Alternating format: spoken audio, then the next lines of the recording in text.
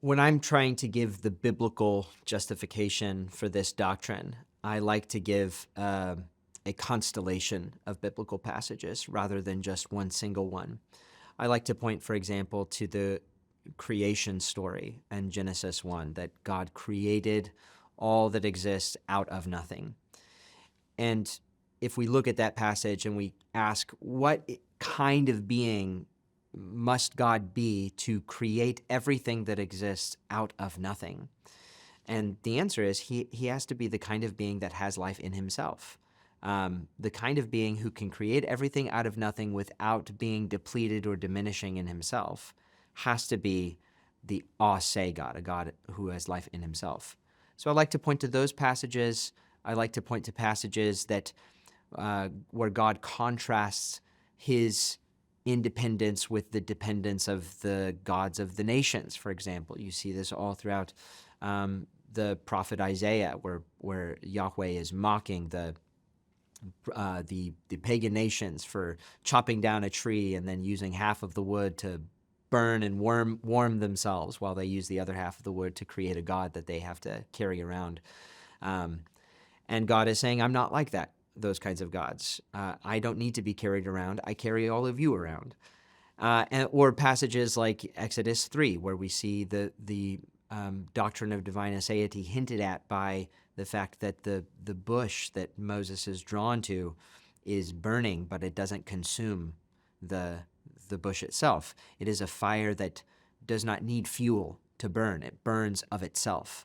And then from that bush, God names himself not in relation to anything that God does or is, the way that we might name ourselves. I name myself as a husband and as a dad and as a theologian and as a human.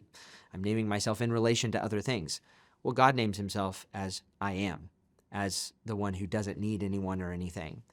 And then I would simply say that when we move forward into the New Testament and the unveiling of the gospel story, we see that this God who exists as the fullness of Father begetting his Son eternally, and the Father and the Son pouring out the Spirit eternally.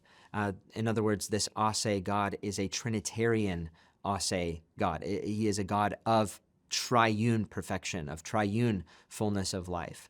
And we see this in many passages, but John 5:26 would be a really important one.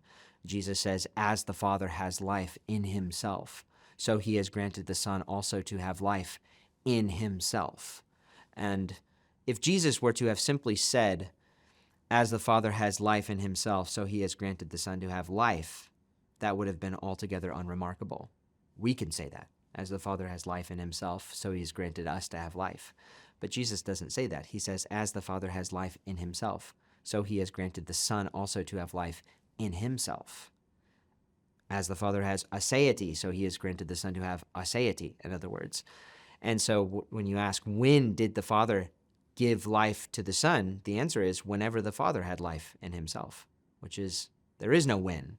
It's a timelessly eternal granting of the Father to have life in himself and give the Son to have life in himself. So these would be kind of passages that make up a constellation of a biblical presentation of not only a abstract doctrine of divine aseity, but a distinctly Trinitarian and Christian presentation of divine aseity.